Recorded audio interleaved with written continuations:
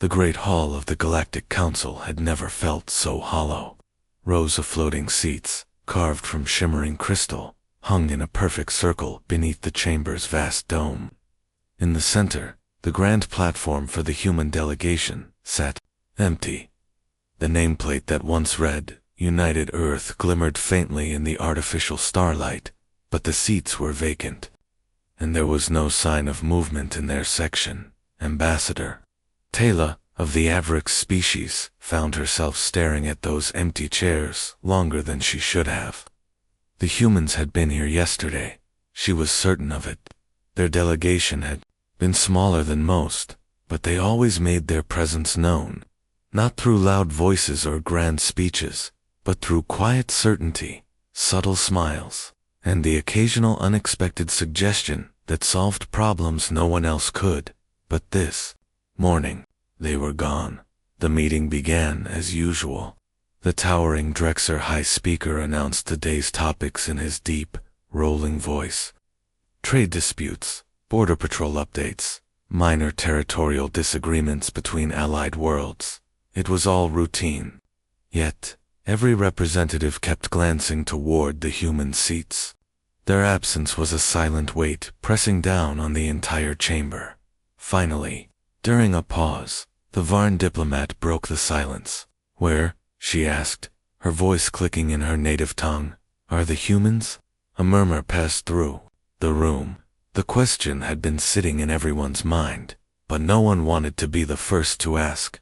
The Council's central AI, glowing faintly above the assembly, gave its answer.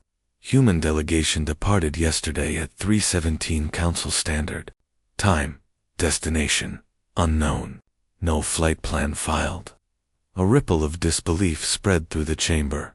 "Unknown," the Drexer speaker repeated. "That's impossible. All interstellar travel must be logged." The AI paused. "There are no records in the archives. Human vessels have vacated all Council-controlled docks. Their beacons are offline. Attempts to reach Earth and known colonies have failed." Taylor felt her chest tighten. She remembered the last conversation she had with Captain Reed, the human envoy.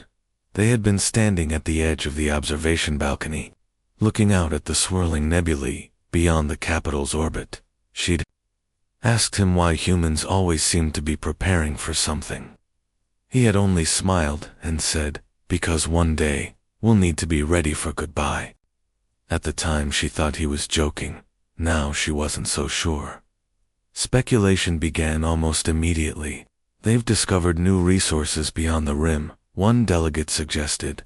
"They were insulted by the budget vote last week," another whispered. "They're hiding something," came a more suspicious tone. No one truly knew. The Avrix records showed no warnings, no signs of conflict with humanity. If anything, humans had been content, productive, even friendly. In fact, they had just completed a major project, the new Deep Space Defense Network, linking every allied world with human-engineered relay stations. Without them, those systems could still function, but not for long. By the end of the meeting, unease had replaced the usual political games.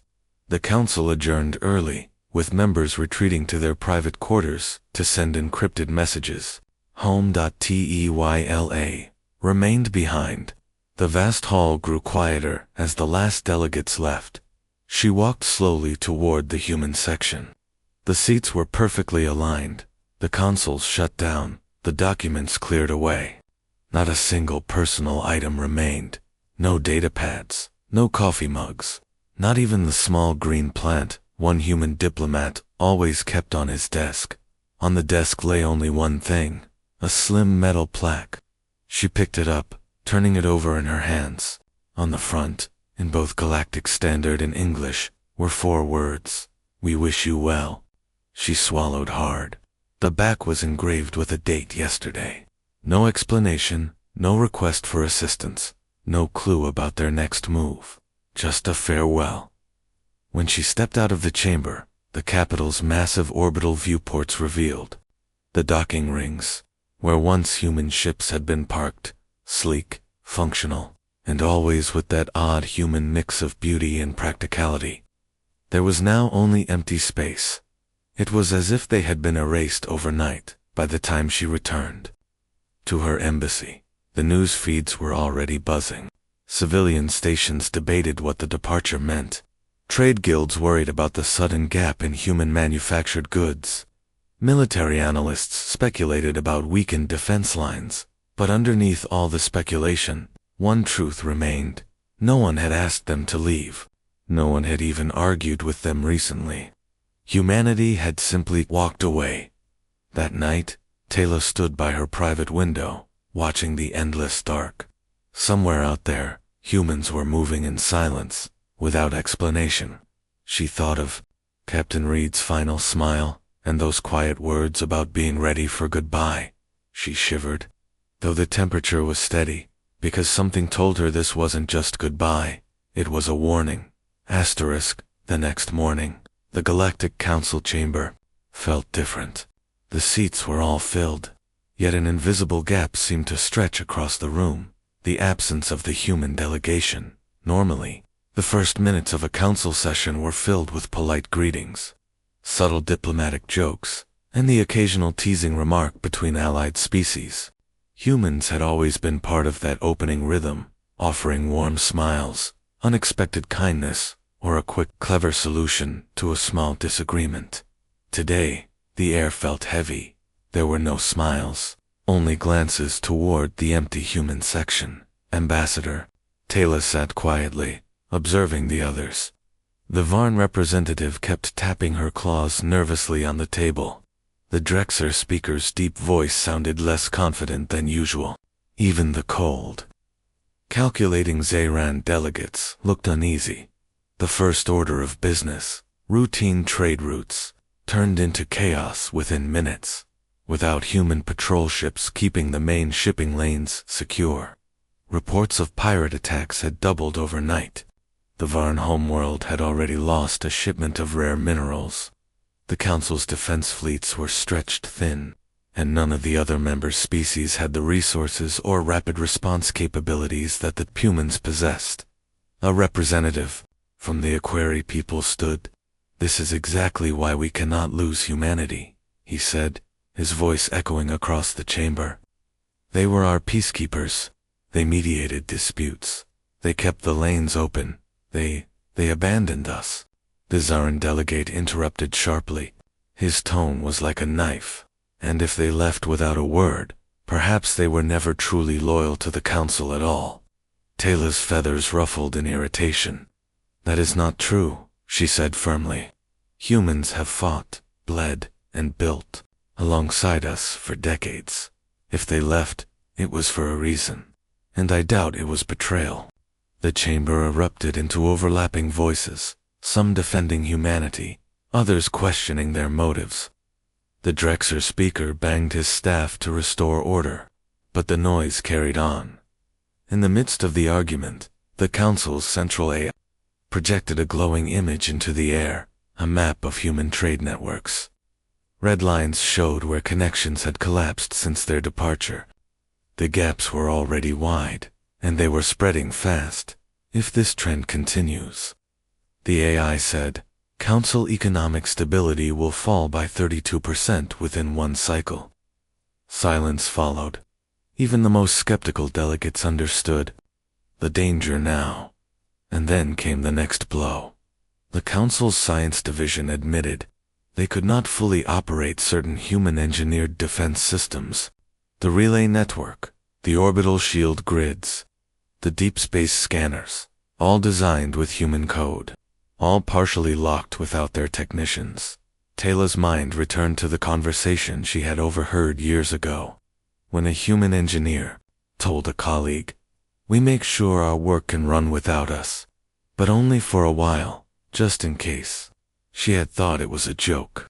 Now, she realized it had been a warning as the meeting wore on. One topic kept resurfacing: the strange device humans had left behind in the council chamber decades ago. It was a sleek black console in a corner, almost unnoticeable unless you knew where to look. Its surface was smooth, unmarked, except for a single white button in the center. It had been installed after the human-Dravik war, with one condition: never press it when asked about its purpose. Humans had only replied with half-smiles and vague statements like, "It's for emergencies you can't predict, or if you're sure you can't handle it alone." For years, no one had touched it. It had become a quiet curiosity, a reminder of humanity's mystery. But now, as defense lines weakened and pirate fleets grew bolder, whispers spread through the chamber. What if it's a call for help? What if it's a weapon? What if it's both? The Drexer speaker dismissed the idea, saying the council had survived crises before, without pressing mysterious buttons. But others weren't so sure.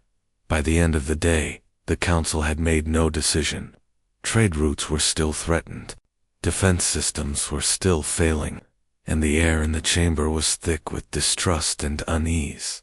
Teyla lingered after the session, walking slowly past the black console, the button's faint glow reflected in her eyes. She reached out, not to press it, but to let her hand hover just above it. It was cool, silent, and yet somehow expectant. She pulled her hand back quickly. Humans had left it for a reason, and something deep in her instincts told her pressing it would change everything. That night, as she returned to her quarters, the stars outside the capital's orbit seemed colder.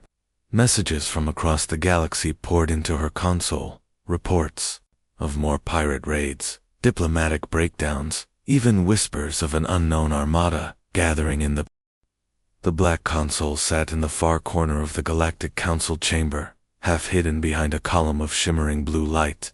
Most delegates barely noticed it during meetings, but those who knew its origin could never quite forget it was there. It was unlike any other device in the chamber. No visible power source, no markings from any known manufacturer, and its smooth black surface reflected nothing. Not the room, not the delegates, not even the light. In its center sat a single white button, softly glowing, as if it had a heartbeat of its own.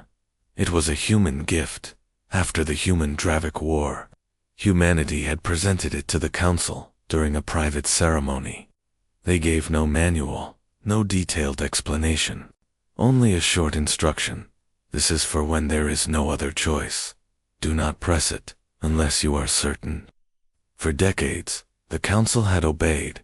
Ambassador Teyla had seen it many times, but never this close.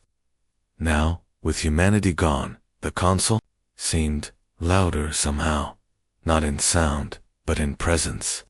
It was as if the button itself was aware of the tension in the chamber and was waiting. The morning session began in chaos. Reports poured in from across council space, more pirate raids. Several colonies left without proper defense grids, and growing unrest among smaller member worlds. The Drexer speaker tried to maintain order, but arguments kept breaking out. Finally, the Varn representative stood and pointed toward the console. "We have it," she said sharply. "They left it for emergencies. This is an emergency." The Zeran delegate hissed in disapproval. "You don't know what it does. It could summon a fleet, or destroy a world, or," the Aquari diplomat added cautiously, "it could be the help we desperately need." Teyla listened silently, her feathers shifting with unease. She remembered the last time she had seen humans glance toward the console. It had been during a crisis meeting years ago, when a dangerous bioweapon threatened an allied world. The human ambassador had looked at the button, then at his fellow humans, and had simply shaken his head. Whatever it was, they had decided the moment wasn't right. That memory kept whispering to her now. If they didn't press it then, why would they expect us to press it now? The debate in the chamber grew louder. Some argued that the council could endure this crisis on its own. Others insisted that the loss of human fleets and expertise had already left them dangerously exposed. The unknown armada sighted at the edge of the galaxy was now moving closer, and no one knew if it was friend or foe. Perhaps. The Drexer speaker said slowly, "The humans left because they knew this was coming. Perhaps they wanted us to prove we could stand without them. Or perhaps, the Varn countered, they left because they knew we couldn't. The room fell silent at that. Teyl arose from her seat. We cannot treat this lightly, she said, her voice carrying across the chamber. The humans trusted us with this device. They gave us a choice, and choices have consequences. We must understand that pressing that button will not be something we can take back. Her words seemed to cool the fevered voices, but only for a moment. The fear in the room was growing. The Council's security updates confirmed that several defense stations had already gone offline due to locked human systems. Civilian transports were being diverted, trade shipments delayed. The very balance of the galaxy was starting to tip, and through it all, the button waited later. After the meeting adjourned, Taylor remained behind again. She walked toward the console. The chamber was quiet, the delegates gone. The lights dimmed to their nighttime glow. She stood in front of it, studying its smooth surface. No seams, no panels, no ports. The glow of the button pulsed faintly, slow, steady, calm. It almost looked inviting. Her hand hovered above it. She felt an odd chill in her fingers, as though the device sensed her nearness. "What are you?" she whispered aloud. Of course, it gave no answer. She imagined the humans, standing here decades ago, placing this in the chamber with those strange, knowing smiles. She imagined Captain Reed, somewhere far beyond the Council's reach, perhaps watching, perhaps waiting. Her instincts told her this device was not about power. It was about connection. But connection to what? Or to whom? Before she could think further, the chamber doors opened. The Drexer speaker entered, his heavy steps echoing. He glanced at her hand, still hovering above the button. "We're not ready?" he said simply. "Not yet." Taylor lowered her arm, but the feeling lingered, that strange awareness between her and the console, as she left the chamber. She looked back one last time. The button's glow seemed just a little brighter, almost as if it knew the day it was meant for was drawing near. The crisis broke faster than anyone expected. At dawn, the Council's central AI announced that the unknown armada sighted it. The edge of the galaxy had accelerated far beyond normal FTL limits. They would arrive within 6 standard days. No attempts to communicate had been answered. No known ship class matched their profile. In the emergency session, the Council chamber was filled with a tense, electric energy. Every representative leaned forward in their seat, voices tight, movements sharp. The air felt heavy with unspoken fears. "This is no longer about trade or patrol routes," the Aquari diplomat said grimly. "This is survival." Taylor listened, her mind racing. The human fleets were gone, their defense codes sealed, and the remaining Council forces were scattered across too many borders. Even united, they would not be ready in time. And then, as if drawn by an invisible thread, every eye in the chamber shifted toward the far corner, toward the black console and its single white button. The Varn representative broke the silence. "We press it," she said. "Now?" The Drexer speaker shook his massive head. "We do not know what it will do. The humans told us it was for an emergency, but they never said what kind of emergency. For all we know, pressing it could destroy this world, or save it," the Varn countered. The Zayron delegate leaned forward, voice cold. "We have no time to debate unknowns. Our fleets are weak, our stations failing. Whatever that button does, it was left here for us. I say we use it." Taylor rose from her seat. Her voice was calm, but firm. "We must think carefully." The humans left without explanation. They did not leave us weapons or fleets. They left us this. That means it is not a simple tool. It is a decision, one they trusted us to make only once. If we press it now, there is no turning back. Her words caused a ripple of hesitation in the chamber. But fear was louder than caution. The AI's voice echoed above them. "Enemy fleet arrival time, 6 days. Estimated Council defense success rate, without additional forces, 7.3%. Gasps filled the chamber. Numbers made the threat real. The Drexer speaker lowered his head. Then we vote. One by one, the delegates cast their decision. Some shouted their choice. Others spoke quietly, almost as if ashamed. Tyla's chest tightened as the tally formed on the central display. The votes to press outweighed the votes against barely. When it was her turn, she hesitated. Every instinct in her told her the humans had wanted them to hold on as long as possible before using it. But with the numbers glaring in red above her, she finally whispered, "Yes." The Drexer speaker looked toward the console. "It is decided," he said. 2 security officers approached it. The chamber grew utterly silent. Tayla could hear her own heartbeat, and for a moment she imagined the button's glow pulsing in rhythm with it. The officers stopped, waiting for the speaker's final command. "Press it," he said. One officer reached out, his scaled hand hovering over the button for a brief second before pressing down. Click-dot. The sound was soft, almost disappointing. There was no flash, no explosion, no shaking of the floor. Only the quiet hum of the console as the glow of the button faded to black dot. Then, a deep vibration passed through the air, as though the chamber itself had taken a breath. The console's smooth surface lit up with a single line of text in Galactic Standard. "Signal sent." A low, steady tone filled the room, and a faint holographic projection appeared above the console. A map of the galaxy with a single blinking point, far beyond any charted territory. "What does it mean?" someone asked, before anyone could answer. The AI's voice returned, this time sounding different, almost as if it were relaying a message. "Transmission confirmed. Awaiting response." The chamber remained frozen in silence, every delegate staring at the blinking point in the void, and then, faint but unmistakable, another line of text appeared beneath it. "You called." Tayla felt her feathers stand on end.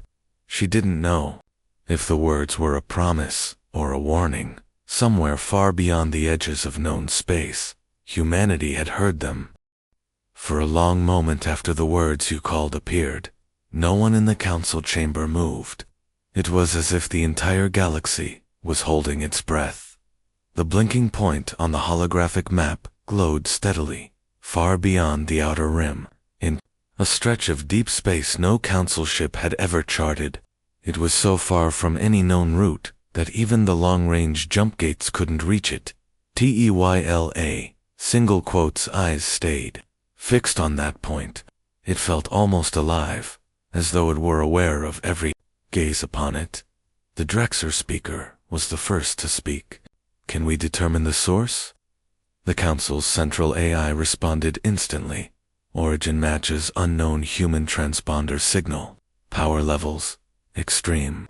Estimated distance, 212 standard light-years beyond mapped territory. Estimated travel time for fastest council ship, 80 years. A murmur ran through the chamber. 80 years impossible for any normal fleet to respond quickly. But this was not about the council's speed.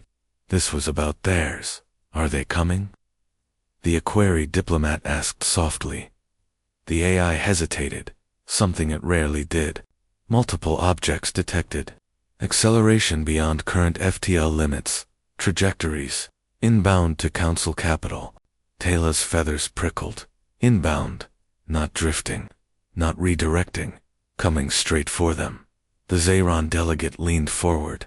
"How many objects?" The AI's voice was calm, but the numbers made every representative stiffen. "Current count, 2,475 vessels. Additional signals joining every minute." The Varn representative's eyes widened. "That's an entire fleet." "No," Tayla said quietly, her voice almost lost in the chamber. "That's more than a fleet. That's an armada." The AI continued, its tone steady, almost unnervingly so. "Projected arrival time, for standard days." The room erupted into chaos. Some delegates shouted in relief, believing the humans had come to save them. Others shouted in fear, wondering if they had just summoned something they couldn't control. Taylor remained silent, her thoughts caught between hope and dread. She remembered the humans' departure. No anger, no threat, no demands, just silence. That silence had been deliberate. And now, after only one signal, they were returning at a speed no council race could match. The Aquari diplomat turned to her. Ambassador Taylor, you worked closely with them. What will they do? She met his gaze, unable to give the comforting answer he wanted. I don't know. But whatever it is, they've already decided. The Drexer speaker tried to restore order. We will prepare a formal welcome. We will open communications the moment they arrive.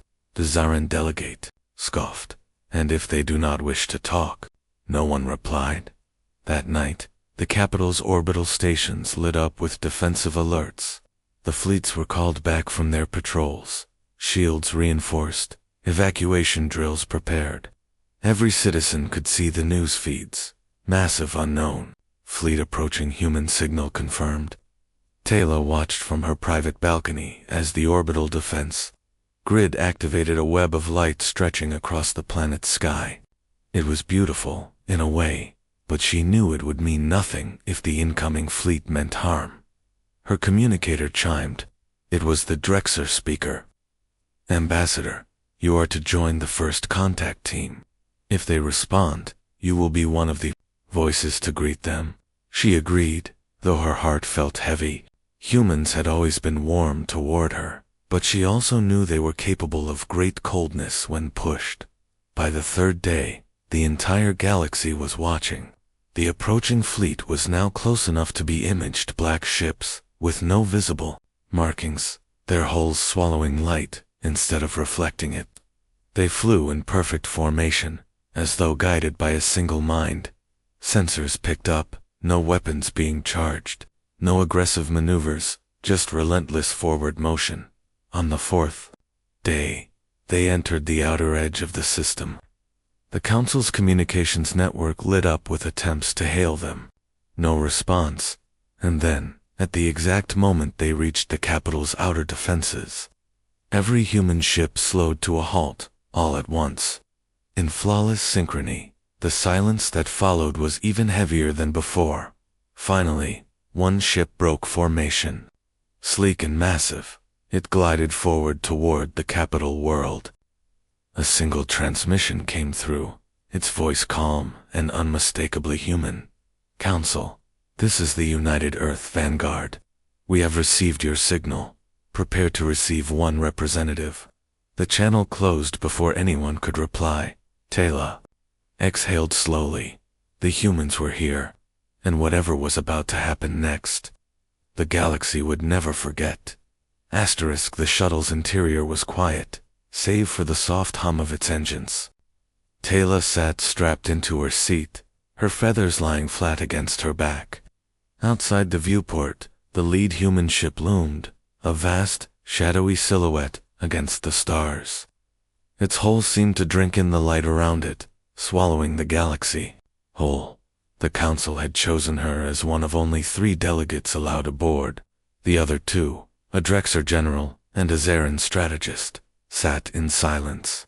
Even the usually talkative Drexer seemed unwilling to break the tension. The shuttle slowed, gliding toward a hangar bay that opened like a dark mouth in the ship's side. Inside, the space was eerily still. No ground crews, no visible activity. Only a long stretch of smooth metal and bright overhead lights. The landing gear touched down without a sound. When the hatch opened, a single human stood waiting. Tall, broad-shouldered, dressed in a plain black uniform without rank insignia. His face was calm, but his eyes sharp, gray, and unblinking seemed to take in everything at once. "Welcome aboard," he said simply. His voice carried the weight of someone who did not waste words. "Follow me." The corridors of the human ship were different from the Council's vessels. No ornate displays, no banners of allegiance, just clean, functional design. The air was fresh but carried a faint metallic temps, like rain on steel. Everywhere they passed, Taylor noticed small, silent details, reinforced bulkheads, discreet security turrets, and observation panels that offered glimpses of stars. Sliding by, in perfect formation, their guide led them to a large conference room. A single figure stood at its center, a man in a long dark coat, his back turned to them as he studied a holographic projection of the galaxy. When he turned, Taylor felt a shock of recognition. "Commander Reed," she said softly. He had not changed much, still the same steady eyes, the same quiet authority. But there was something else now, something harder. "Taylor," he greeted her with a small nod. "It's been a while." She stepped forward. "Why did you leave without a word? Why vanish from the council?" The Drexer general cut in, his voice booming. "We pressed your button because we are under threat. An unknown armada is approaching. Will you assist us?" Reed's gaze moved to the general, then back to Taylor. "You misunderstand. The armada you've seen isn't unknown. To us, it's why we left." Taylor's feathers shifted uneasily. "Explain." Reed tapped the hologram. The image shifted, showing the council's space on one side, and far beyond it, a region marked in deep red. "5 years ago," he began, "we detected movements beyond the galactic edge.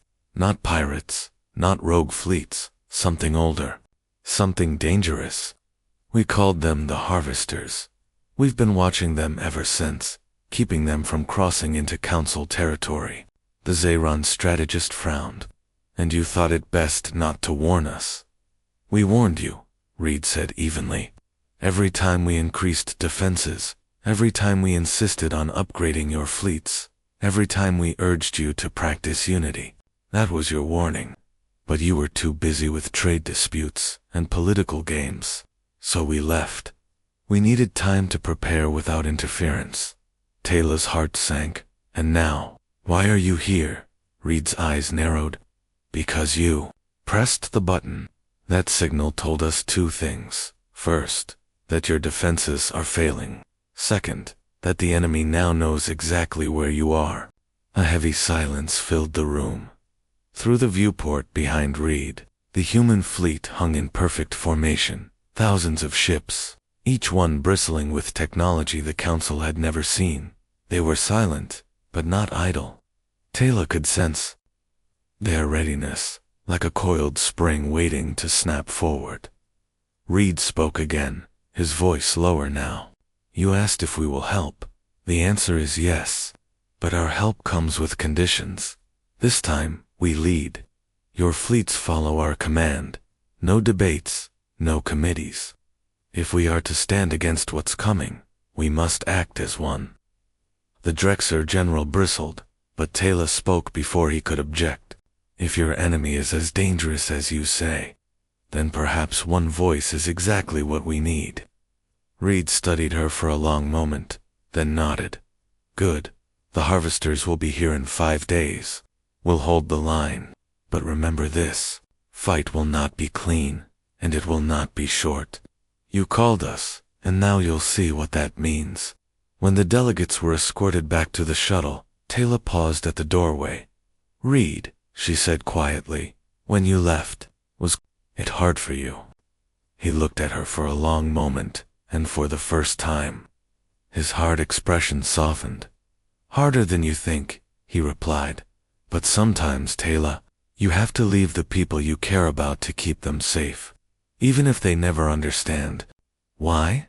As the shuttle lifted away from the human ship, Taylor looked back at the silent armada.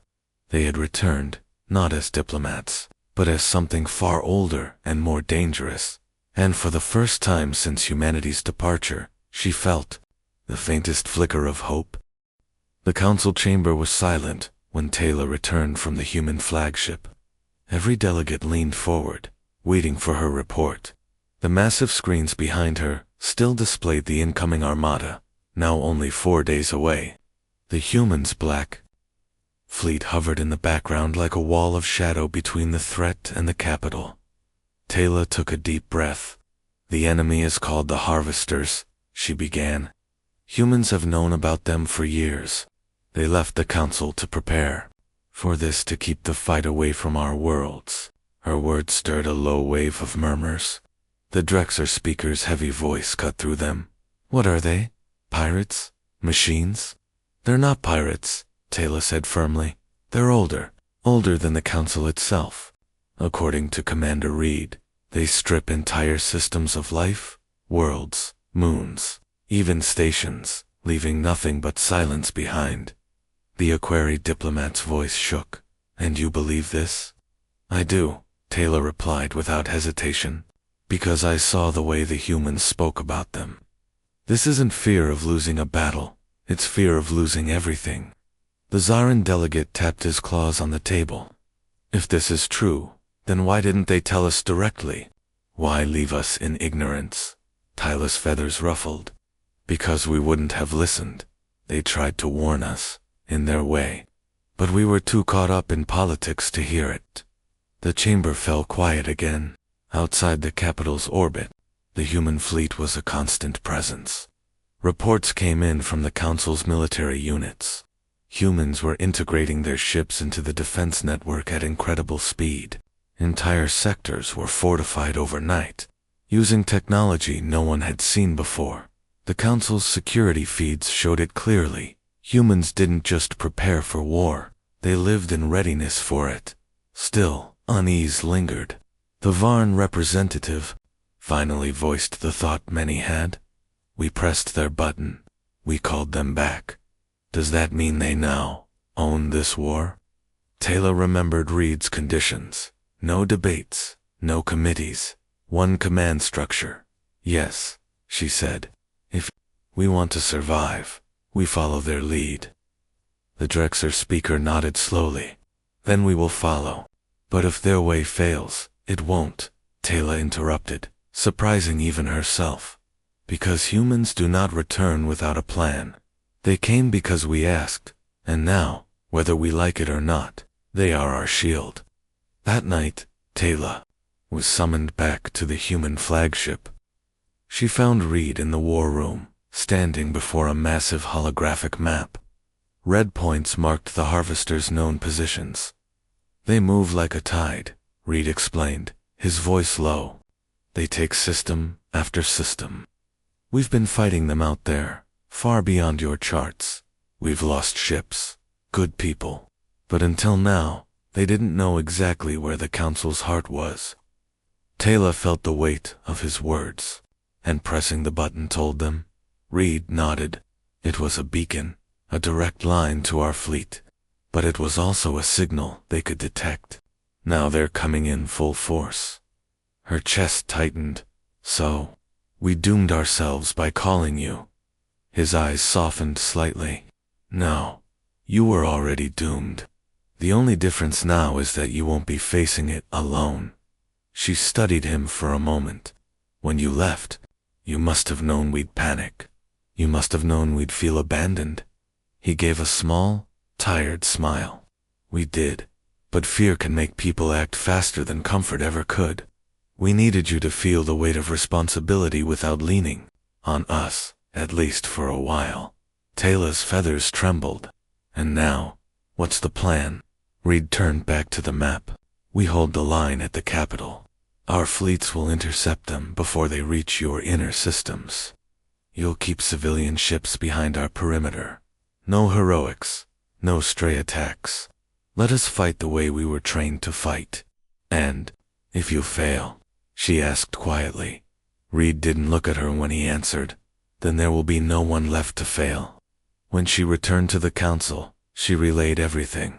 The room was heavy with tension, but there was no more debate. For once, every species seemed united, not by trust, but by necessity. In the days that followed, the council fleets moved under human coordination. Entire battle lines formed in the void, sleek council cruisers, alongside the silent black human warships. The people of the galaxy watched, holding their breath, as the largest armada in history prepared for battle. From her balcony, Taylor could see them, a wall of steel and light, stretching across the stars. And in the center of it all, the human flagship stood like a sentinel, unshaken, unyielding. For the first time, she understood something. When humans left silently, it wasn't because they didn't care. It was because they cared too much to let anyone see what they were truly preparing for. Now, the preparation was over. The fight was coming. The final day before contact with the harvesters began, like no other, from orbit. The Council's capital world looked like a jewel wrapped in layers of steel and light. Human and Council ships moved in perfect formation, weaving an unbroken shield around the planet. The defense grid shimmered like a living wall, each segment powered and coordinated by human command. Ambassador Taylor stood on the observation deck of the Council's orbital station, gazing out at the vast human fleet. It was hard to believe that only a week ago, those ships had been far beyond the edge of known space, unseen, silent, preparing in the shadows. Now, they were here, their presence a quiet promise. We will hold. Commander Reed joined her, hands clasped behind his back. His eyes stayed on the distant darkness. They're close now, he said. Our sensors will pick up their vanguard in a few hours. Tyler's feathers shifted in the still air. And you're ready? Reed gave a small nod. We've been ready for years. In the council chamber below, the final meeting before battle was underway. Every delegate, every leader, had gathered not to debate, but to sign a single document.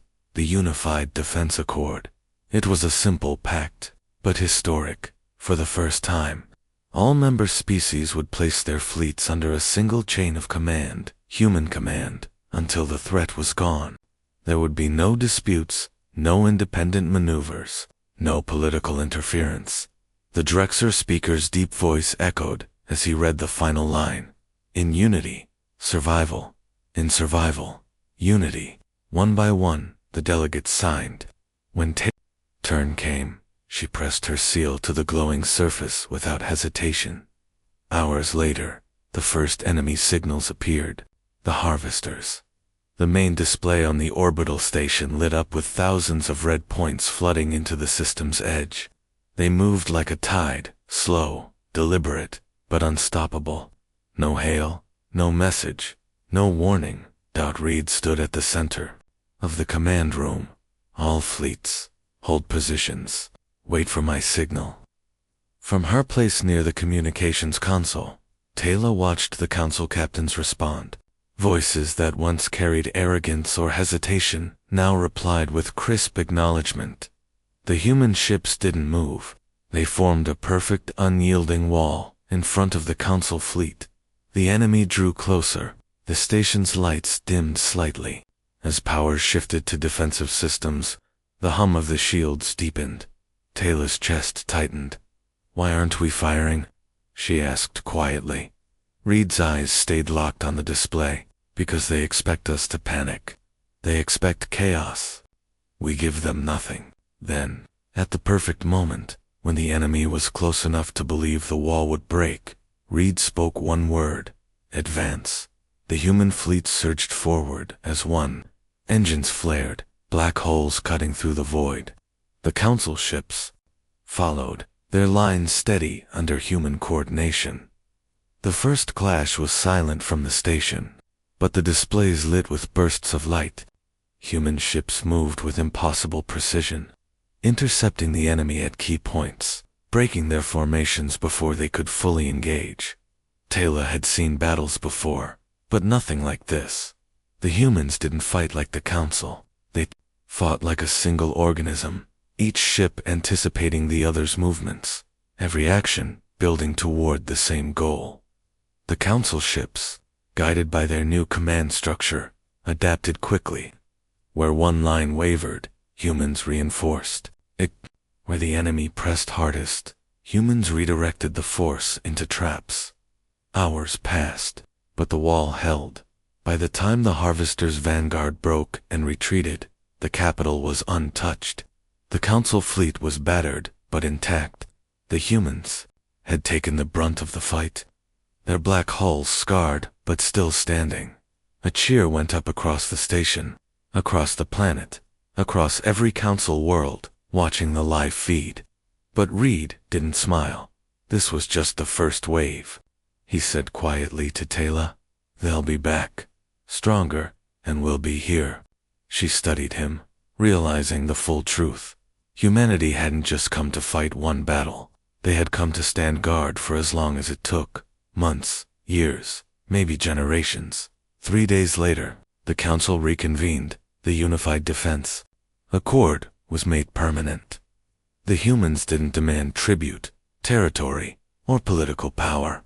They asked only for cooperation, training, and readiness.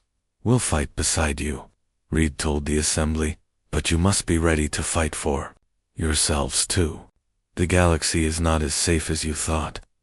The Drexer speaker rose. "Then let it be known, from this day forward, the Council and humanity stand as one." That night, Taylor returned to her quarters, gazing out at the stars. The human fleet remained in orbit, silent and watchful. She thought back to the day their seats in the chamber had been empty, the day they had departed without a word. Now she understood. They had left to keep everyone safe. They had stayed silent so no one would grow complacent. And when the moment came, when the galaxy truly needed them,